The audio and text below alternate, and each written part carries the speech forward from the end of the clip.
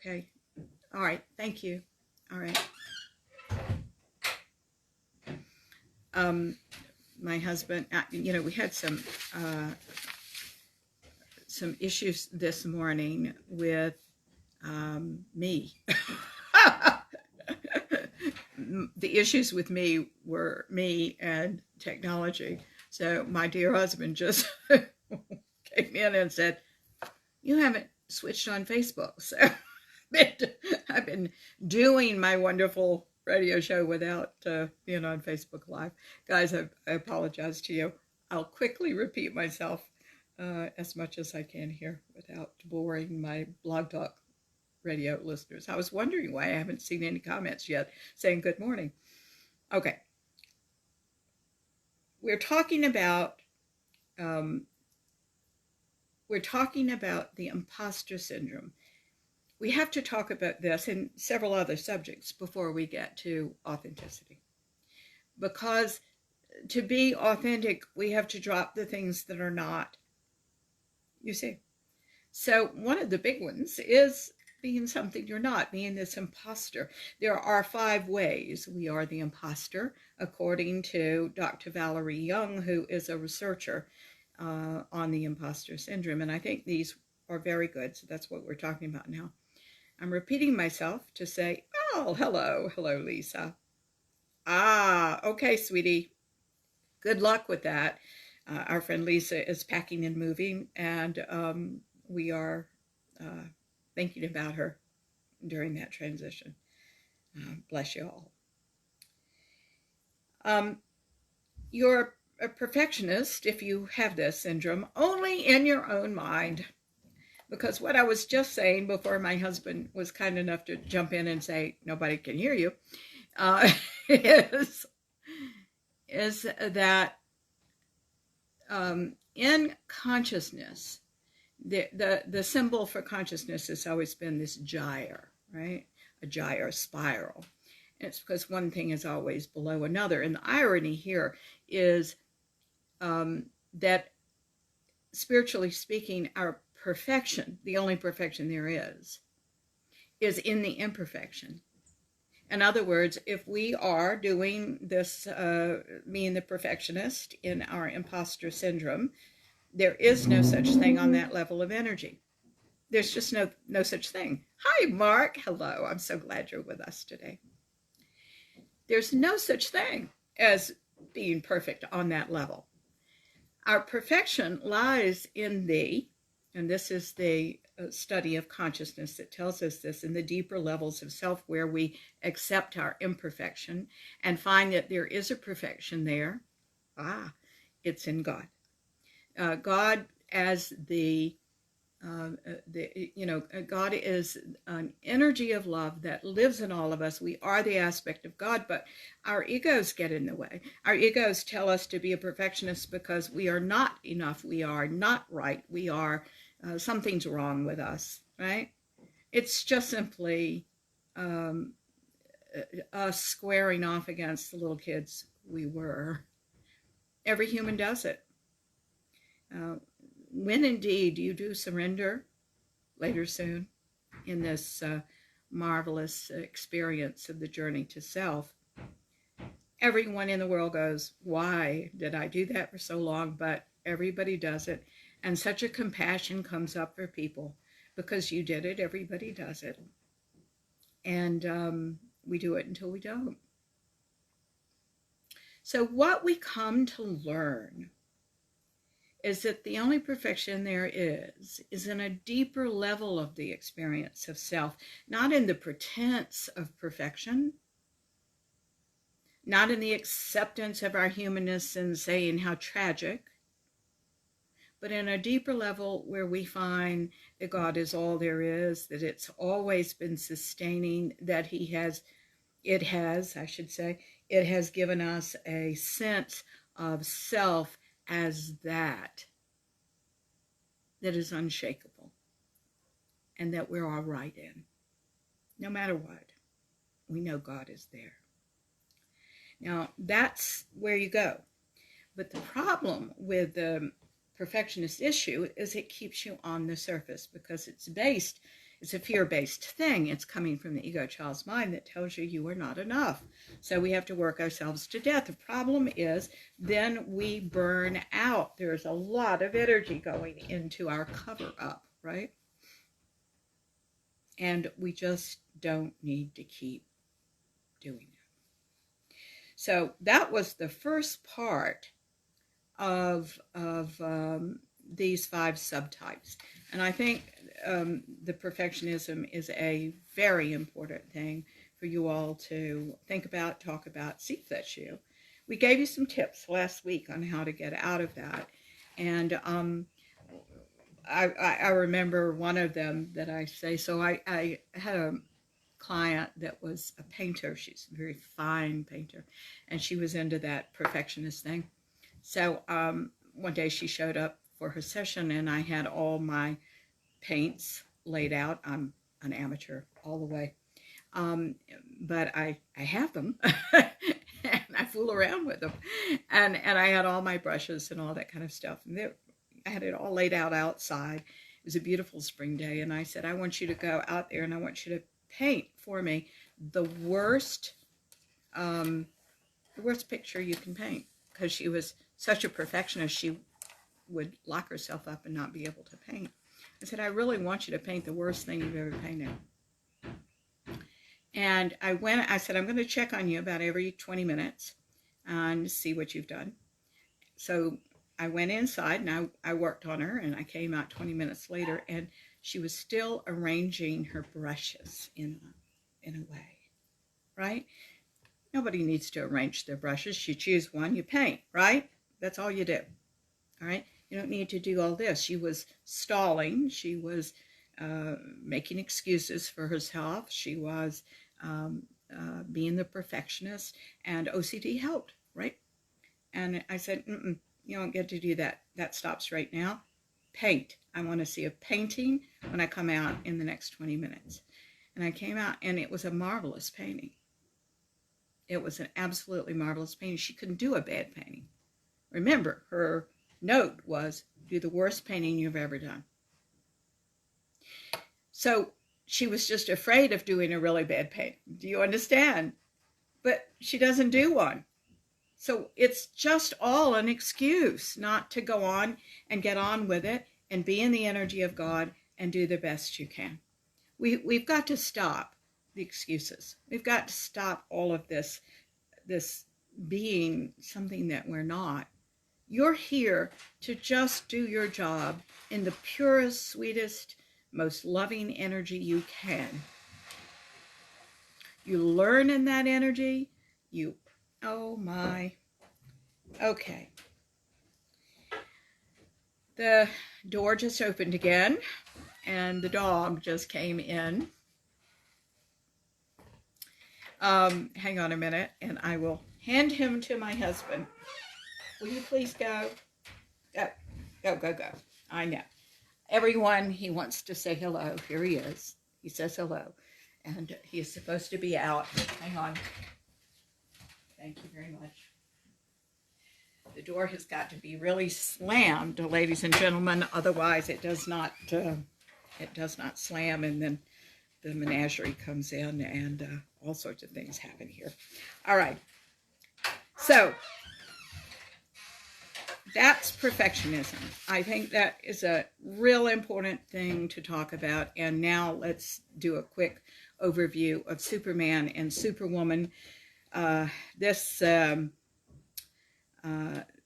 These are people that push themselves really hard, feel their insecurities acutely, and acutely cover them up. You know, when I'm working with people, it's an odd thing, because if I have someone that comes in who doesn't cover themselves up, we can get fast. Usually they're faster, right? A lot of the work we do is just on breaking down the cover up so that people can say, no, I'm ready to see who I really am underneath all this. And I think that's an extremely important part of our growth. But nevertheless, we cover it up. Superman, Superwoman is how we do it. I remember a client of mine, and I think I told the story last week, that she's been a client for many years, and I'm just crazy about her, and she's very different now. But I remember she would give parties, or she would give holiday functions for her very large family, and everybody would just disappear. They just hate them because she was just a nervous wreck, and she just offended everybody, and it was terrible, you know. And then she'd get to the holiday, and she was too tired to enjoy it, and she just couldn't do anything. And why? Everybody just would have loved to have brought a dish. I suggested that. I said, why don't you let everybody bring, oh no, I can't do that. You know, it's tradition, we do it this other way. No, no, no, we can't do it. Why don't you go to a restaurant? Oh my God, now it is. You're getting it, right? Now, guess what? We're doing it. You've got to remember, kids, you've got to analyze your traditions. I'm all for traditions. I think they're lovely. I think they keep us safe. But the traditions that aren't working should go. They just should.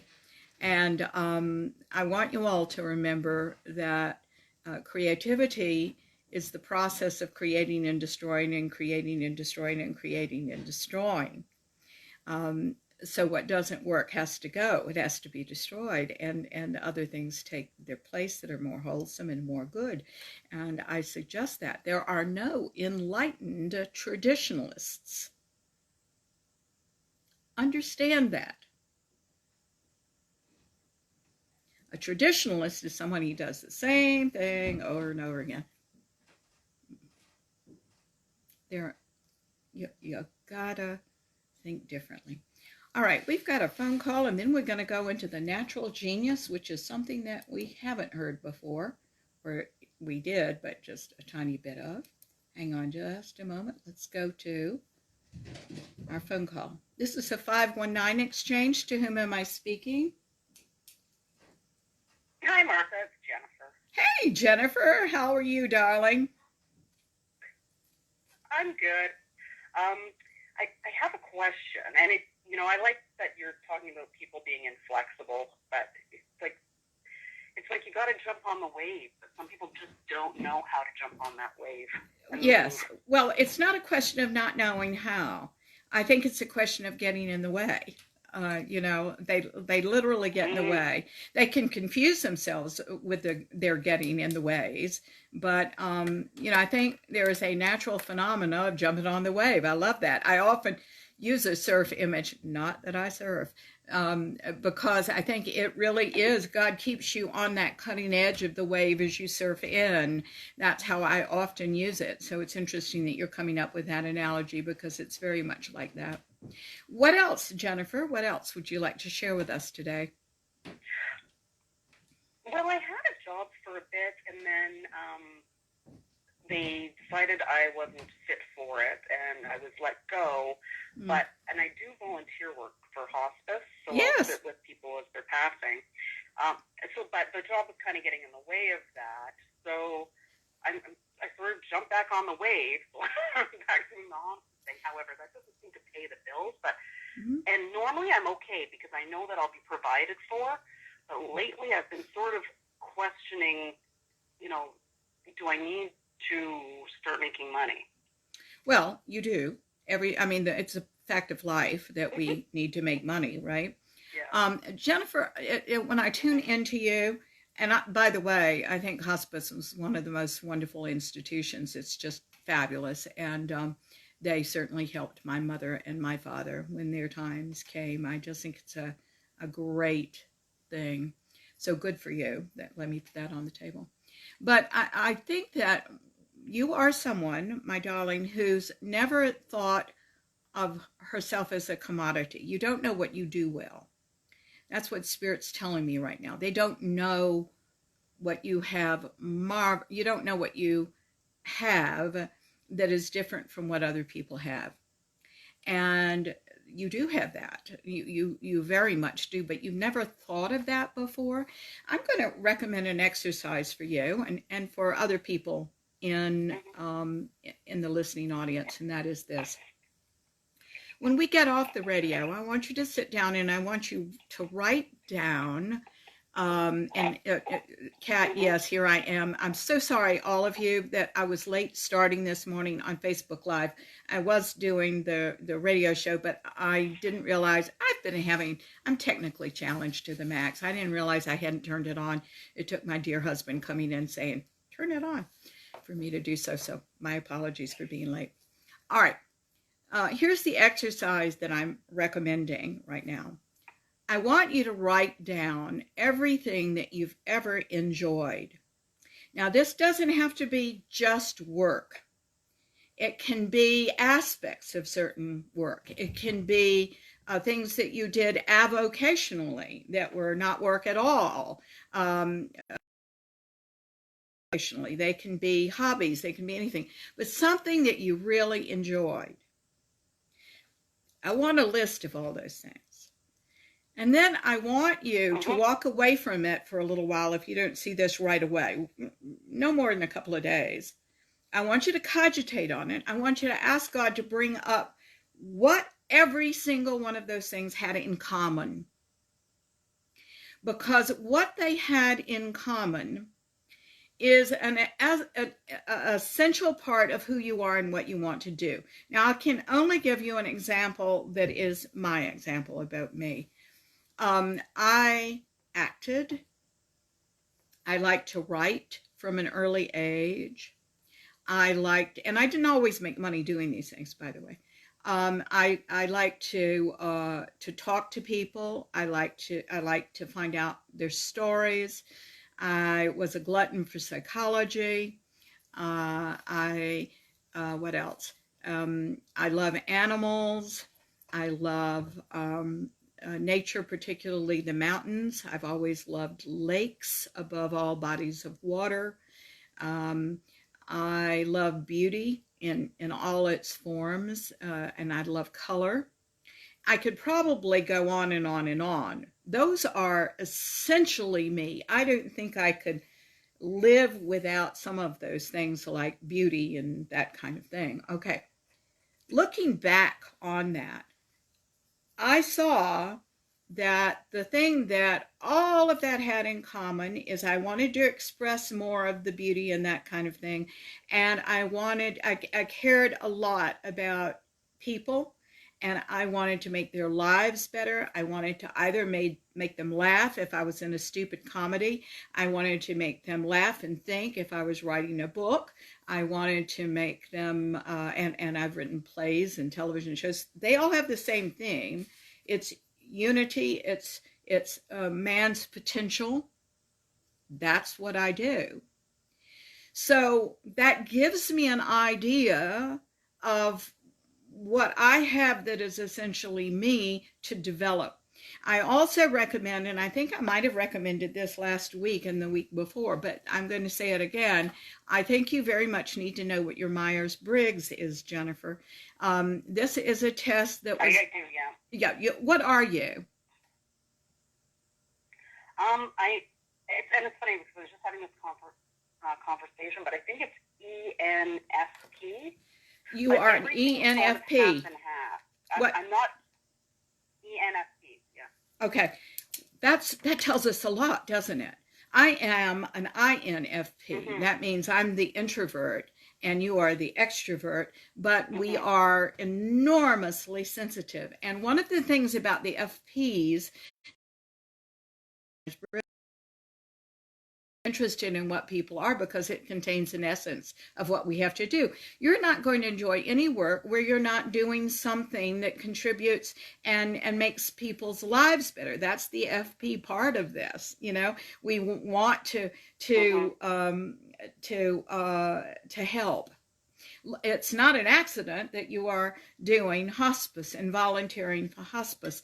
Knowing that now, that you have to take complicated thought and teach other people with that. You that's one of your talents as an FP, that you want to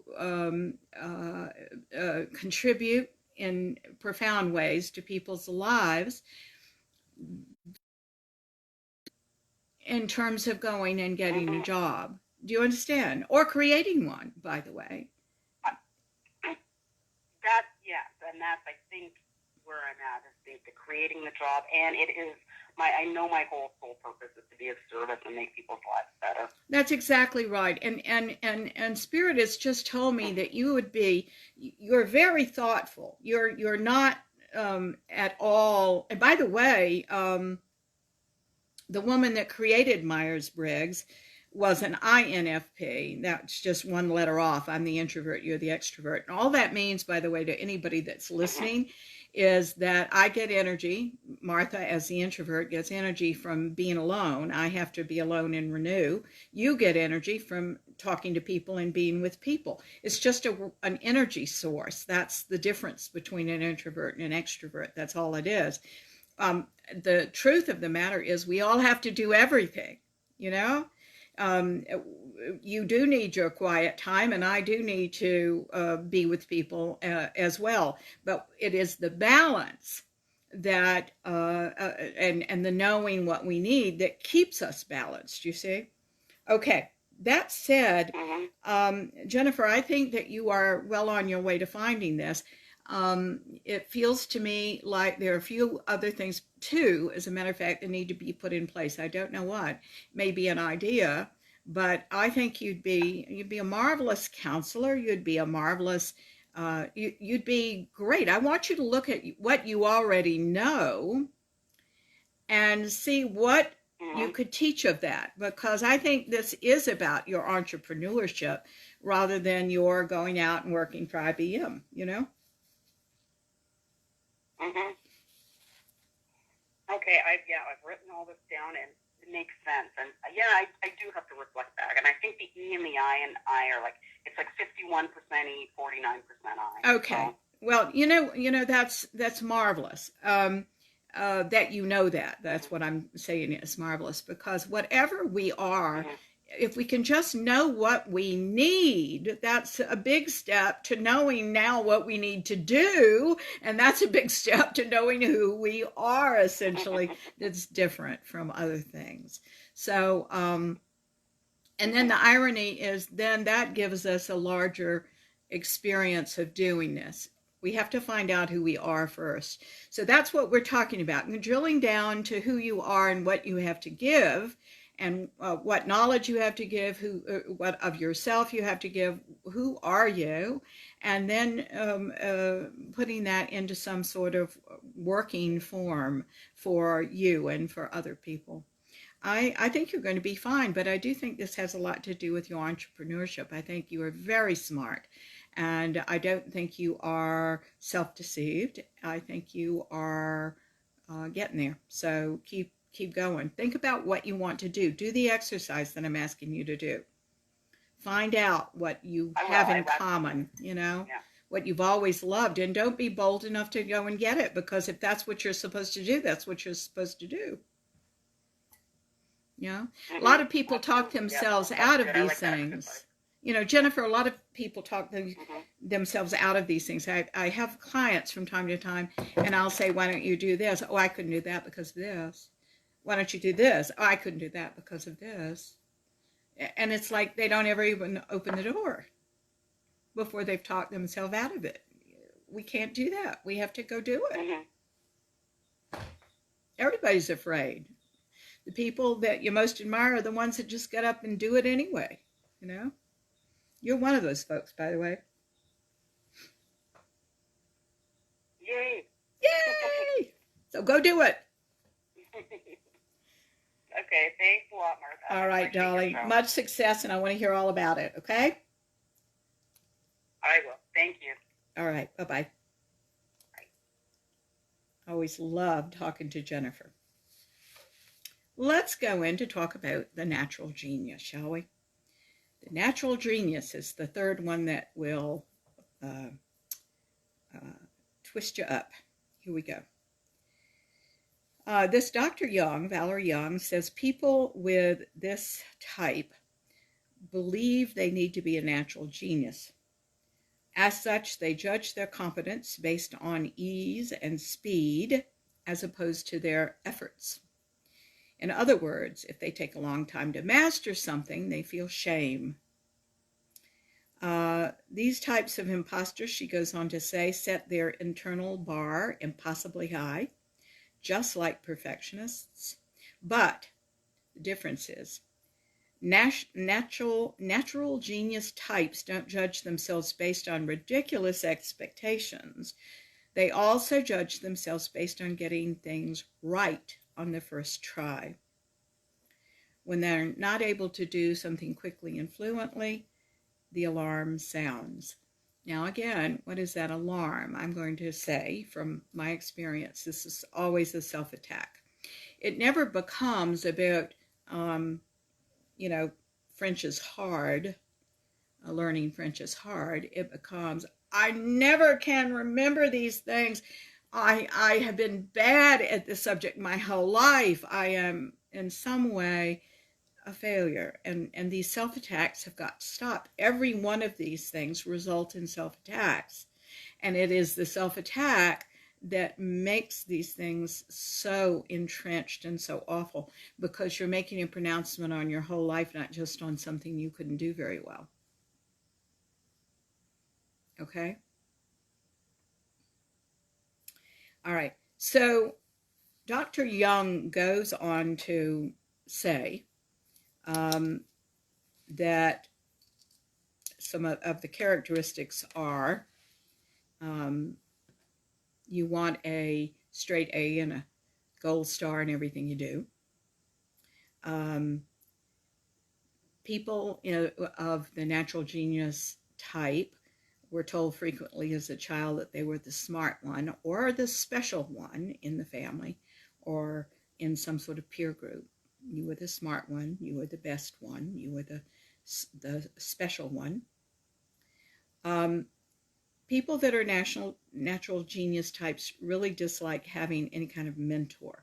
They want to handle things on their own. But do you understand that if you do that, you are denying your growth? You're denying any knowledge that you could have. I think that one of the nice things about consciousness is that you're really open to what everybody has to say. You'll pick and choose what's pertinent to you in that, but why not be open to it all? When we try to say something to someone, if they have natural genius, we see the hand go up, put up a wall. I think of one woman who had quite a lot of other problems. Years ago, when she came to me, she said she was bound and determined to lose weight. And she said, how do I do it? Tell me what to do. And I think I had offered 6 words when she shut me down and said she knew everything. So it was fine. Don't ask if you don't want to know, you know. The thing about life, the thing that is so natural about life, and the thing that actually is one of the things that makes life worth living, is that we continue to learn, we continue to deepen, we continue to grow, we continue to learn new things. I mean, think of what consciousness is. It is being more conscious tomorrow of what you are conscious of today, right? So growth is really important. Learning is really important. We have to be open and fluid to it. I'm in the last few months of editing a book that I've just written, the 3rd book. This is really fun. It's wonderful. I can't tell you how much I've enjoyed it. I just thought, well, why not write a fiction book on spiritual principles? How fun is that for me, right? I'm at this point in my life where why not reinvent? Let's have some fun. But one of the first things I did was find a really good editor to kick my butt. If I had to be the natural genius, guys, I wouldn't have done that. You know, you've got to know what you don't know. What's wrong with that? Let me tell you what's wrong with that. Because the natural genius self-attacks if they don't know. Again, a self-attack is below all of this, right? You should have known. You should know this yourself. What in the world? What's wrong with you? And if you're doing that, you're not accepting the learning. You're not saying, okay, well, I'll never forget that again. It's really important. I had an acting teacher years ago. Everything's years ago. And she taught me something that she didn't know she was teaching me. I was doing a piece that I didn't understand. I was young, and I just hadn't developed enough. I couldn't see what these two characters were doing. I couldn't see it. So I did my scene in a scene study class, and she was all over it about what I didn't see.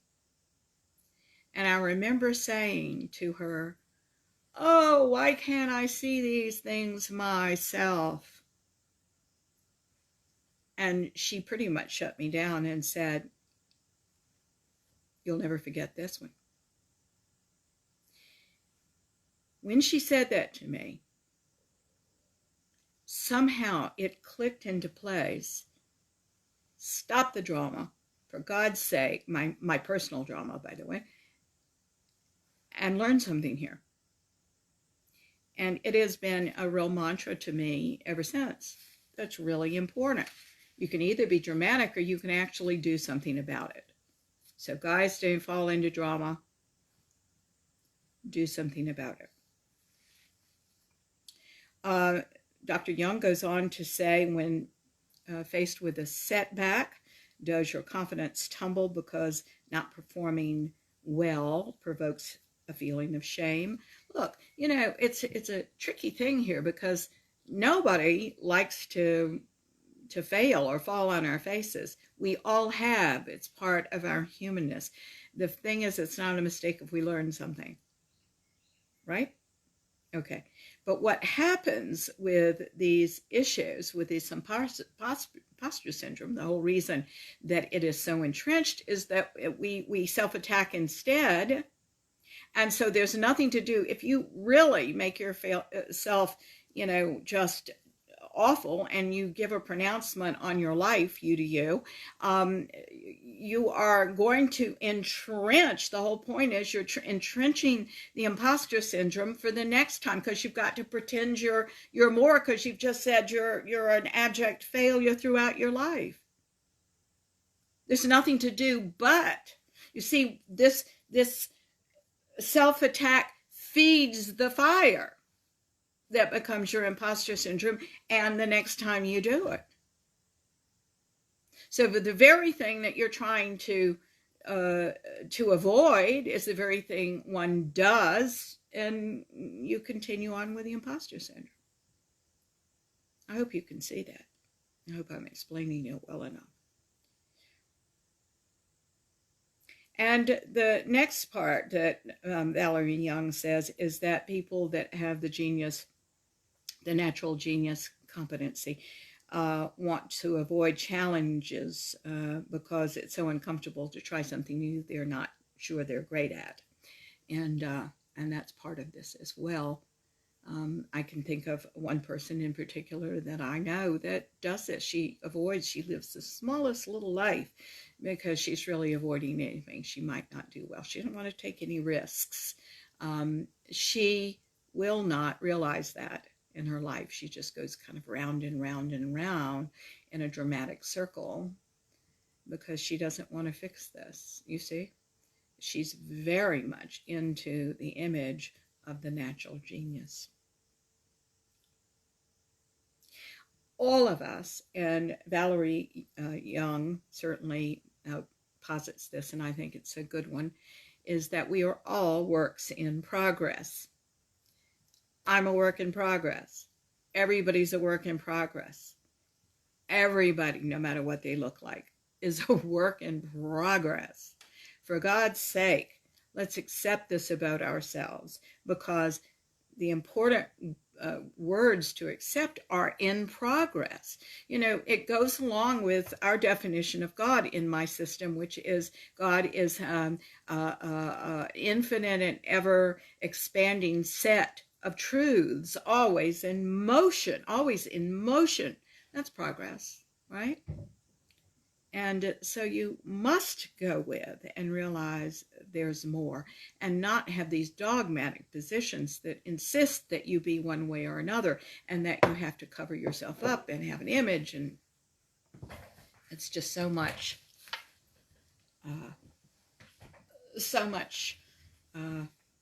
cover up to get through when the time comes. The time comes too, because you can't keep this up. It takes too much energy, and it brings unhappiness, and it circles you around and around again to the very same thing. You have different faces, you have different experiences on the top, but it's the same energy underneath. It's trying to wake you up because you've done the same thing again. You keep in mind something that I've said before is one of the reasons you're doing these patterns, and we've talked about 3 of them now. They're patterns. The reason you do that is because you are not interrupting at any point in that pattern. You've got to do an interrupt somewhere and go, look, I'm about to go into this fantasy of my being the natural genius thing. I've got to stop. It's really good. I do this with clients. It's really good to see what you do first, second, third, fourth. What's going on in your mind when this comes up? What do you do? And then if you can realize those things, you can see yourself going into it in the beginning, and you can say, okay, I'm not going to do that. I'm going to do something else instead.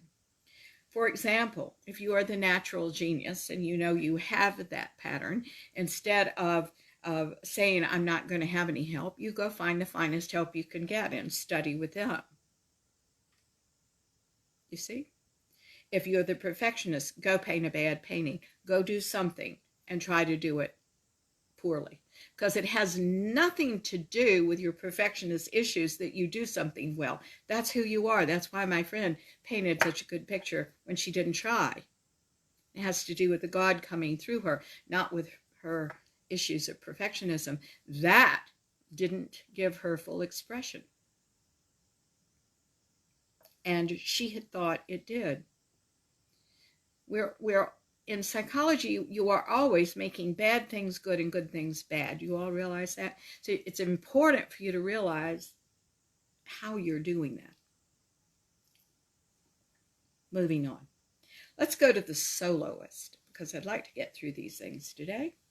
The soloist, according to Valerie Young, sufferers who feel as though asking for help reveals their phoniness are what Young calls soloists.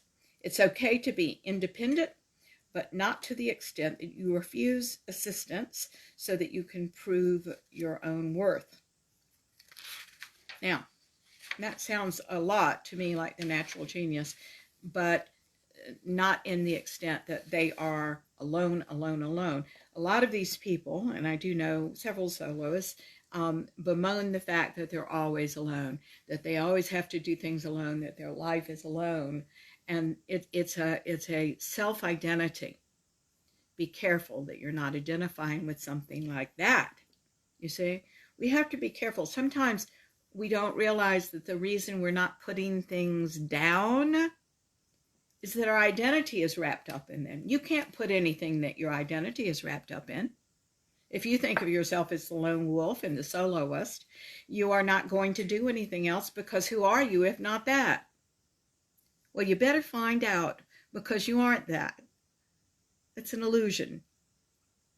Let's create a reality. Let's find out who you are deep down inside. And everybody says, well, suppose I'm nothing, and suppose you aren't. The irony here is those excuses keep you out of finding out who you really are, which is nothing but the ascended God and love. Now, how do you want to use that? And talent and gifts and abilities of all kinds. Now, what are you going to do with it? Make sense? I hope so. So she goes on to say about the soloist that you can recognize yourself if you firmly feel you need to accomplish things on your own without anybody else. If you say, I don't need anyone's help, she says that's another characteristic. And she said, do you frame requests in terms of the requirements of the project rather than your needs as a person? Keeps you out of you, huh? Keeps you from being human. And you're very human. That's the problem. We're not accepting our humanness. You see? Too busy self-attacking it. Why? The last one that she brings up is and by the way, you can have all of these at one time, or you can emphasize one and 4 are subtle, or you can emphasize all 5 of them to the hilt. These overlap. You need to know that. There's nothing in the realm of the emotional experience that we're talking about here that is pure and simply this, except really the ego child's mind. The ego child's mind is very different from the highest self. We've talked about that, right? It's very self-involved. It's self-indulgent. And in the highest self, you have a formula. It is me and you together creating a agreement to agree or disagree. But in the ego child's mind, it's all about me at the expense of you, all about you at the expense of me. And that's still all about me, because I've just made myself a victim. Right? The thing I want you to realize here is in the emotional body, however, where all our issues are until they're not, we can have a mixture of those things. We can be doing something for altruistic reasons, pure love. I do love this person and I want to help their lives. And yet we've got some ego child's mind mixed in, adulterating that, saying, I need them, I can't be alone. Now, my job in what I do for a living is to get the adulterations out so you can live a more pure existence in the highest self-mind. That's what I do. But that's how it all mixes up in there together. You understand? Okay. Nevertheless, any indulgence, ego child's mind, I'm going to tell you, that's that, fear-based. Here we are. So it's a question of our being honest. It's a question of being aware and awake to see what we're doing. Admit to those things and let's get them out, because they're just part of the ego child's mind humanness. Yeah, that's all it is. Okay. Doesn't mean you're bad. Doesn't mean you've always done bad things. Doesn't mean anything self-attacking. Please. We must. The last one here is something that I do very much want to talk about. It's called the expert, according to Dr. Young. She goes on to say, experts measure their competence based on what and how much they know and can do. Believing they will never know enough, they fear being exposed as inexperienced and unknowledgeable. So she goes on to list these characteristics. She says these people shy away from applying to job postings unless they meet every single educational requirement. She says they constantly seek out trainings and certifications because they think they need to improve their skills in order to succeed.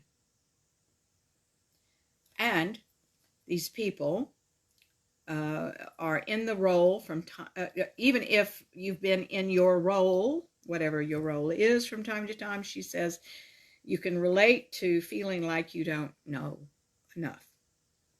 Okay.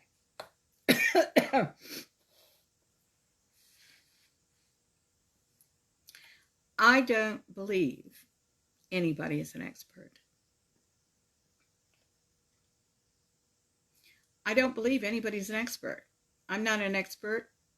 Nobody's an expert. I do believe that people have their own superpowers. And here is something that I learned from this marvelous editor of mine, because I wrote this book and she wrote back and she said, your superpower is dialogue and there's not enough of it. Well, I've been a dialogue writer my whole life. I've written plays and screenplays, and I was an actor and said dialogue and, all that kind of stuff. I can go on with my resume. Who cares? Guys, you need to know what your superpowers are. Now, what are superpowers? Are they powers that only exist in you? No, a lot of people write good dialogue. But that's one of the things that I do well that I should exploit. You understand? So everything I've ever done has been about words. Whatever I give you and whatever my gifts to the world are, that's, and Jennifer, I hope you're still listening, because that's a real important part of my essentiality, is that I'm good at words. Oddly enough, when I look at the love languages, right? You can take your love language tests anywhere on the internet for free. Guess what mine is? Words. Everything is about words. I would not be happy in a job. Any job. You can't name a job I'd be happy in if it didn't stress the importance of words. You've got to know what your superpowers are. All right, if you've never thought in terms of superpowers, let's talk about it now. I think it's real important to take a Myers-Briggs test. For God's sake, if you haven't, get on the internet. A real simple one that takes 10 minutes is called humanmetrics.com. I don't know of others except the Myers-Briggs site, which is very good. But this is such a complicated program that you can get overwhelmed. So I'd rather you start with something really simple like a Human Metrics that gives you a one-page description of what you tested for. It has a 45 to 55% accuracy rating. You know why? It's not that the test is faulty, it's that you are faulty taking it. Because if you are not going to be completely and utterly honest with yourself, honest down to the bone marrow of your being, I'm mixing metaphors, it's not going to work for you. And how you know it's not going to work for you is you're going to say, well, this is 75% right. Means one of your letters is wrong. Well, this is 50% right. Means two of your letters are wrong. Well, 75% of it was wrong. Okay? It means that you got three of your letters wrong. And if nothing fits you, you better start over again. Okay? You have to be incredibly honest. Think of this, that you have to take this from your highest self to get an accurate read. Nobody's going to see it but you. But you've got to know what you are. In that one-page description, it's going to give you a line that says what is going to be important for you in your life. You need to find out what that line is. Just like what Jennifer and I talked about. Our FPs said that we have to go out and help. We have to be of service. We have to love people. We have to give people something. We have to make their lives better. That's us. Okay? I need more time alone than she does. Maybe not, because she says she's very close. Don't you understand? You've got to find out that essential part of you before you know what to do with it. What is your superpower? Second of all, I want you to do what I told Jennifer to do. Then write down everything that you've ever done that you've enjoyed, whether you have made money at it or not. Mine has always been acting, directing, teaching, writing, coaching, training, counseling, What do all those things have in common? Number one, words. Number two, I'm trying to make people's lives better. There you go. All right. Then, once you find out what everything has in common, where would you like to use this? Start looking at the world as a place to plug in these talents, gifts, and abilities somewhere. This essentiality of who you are. You may know enough to go on and do something like that. You may need to go take a course to enhance more of it if you haven't developed yourself at that. But you don't want to overdo it, do you? You don't have to keep taking courses forever. You have to take them enough to know what you're doing. And you keep in mind, though, you have to keep learning forever. Aha, that's the rub. You're going to be learning for the rest of your life. You're going to be learning beyond that, in my opinion. Okay, so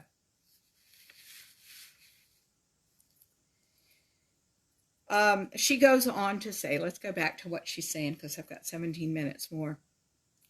Striving to bulk up your skill set can certainly help you make strides professionally and keep you competitive in the job market. But taken too far, which is what this issue does, the tendency to endlessly seek out more information can actually be a form of, you ready?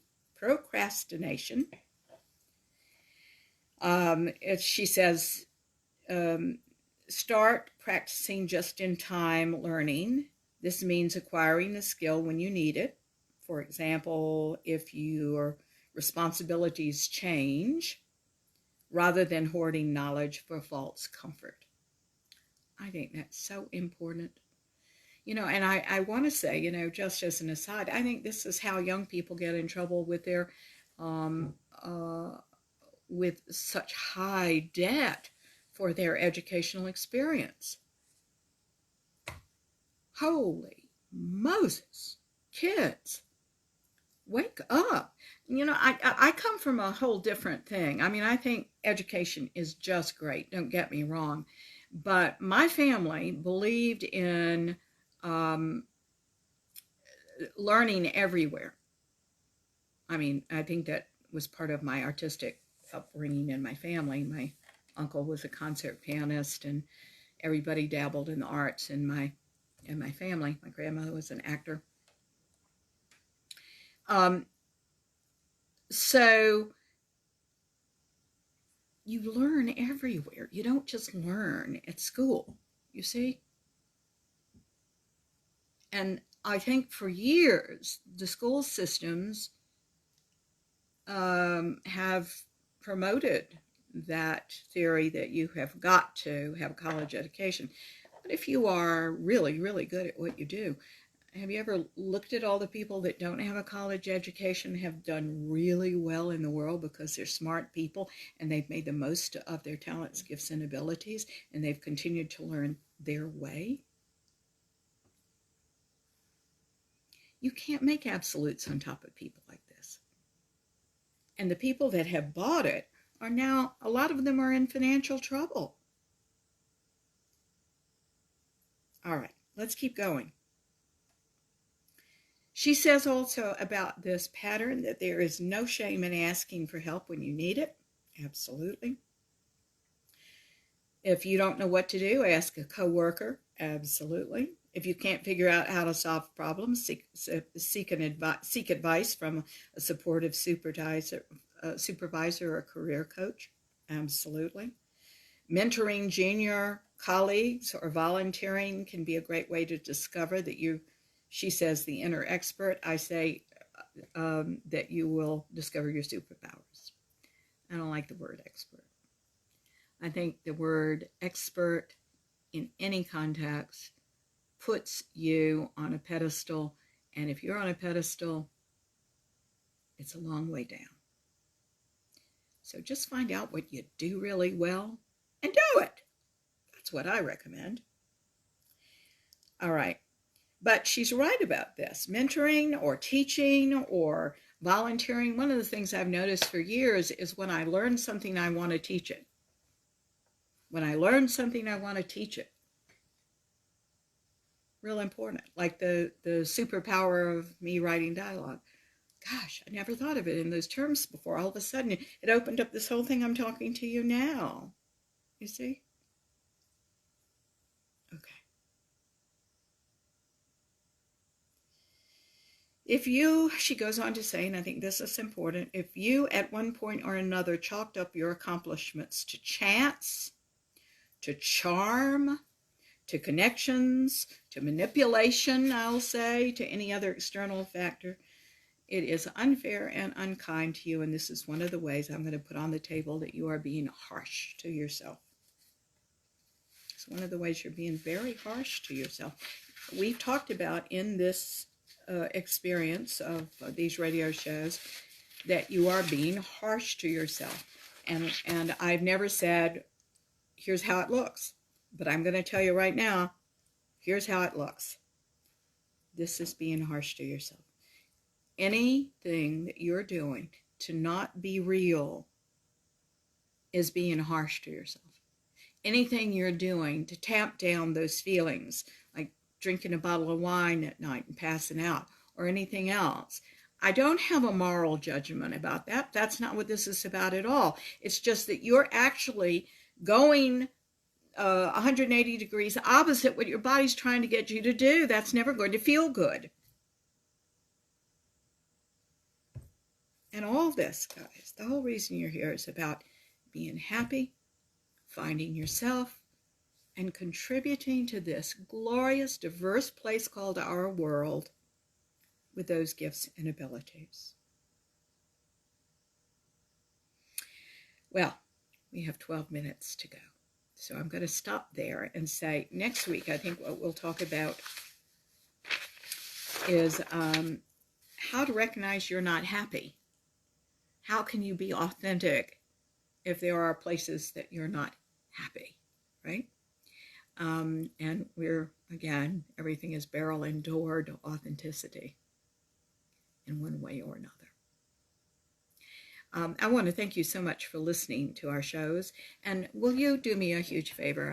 I ask this every week, and I mean it every week with all my heart. And I want to thank you for what you're doing. If you will get word around about the show, we're certainly trying to get people to who want to hear this to know we're here and that we're saying what we're saying. So if you will exploit this on social media, talk to your friends.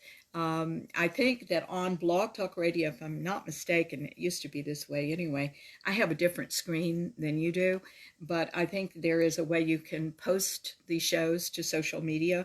You might even be able to do that. I'm sure you can do that on Facebook. I'd appreciate it so much if you would.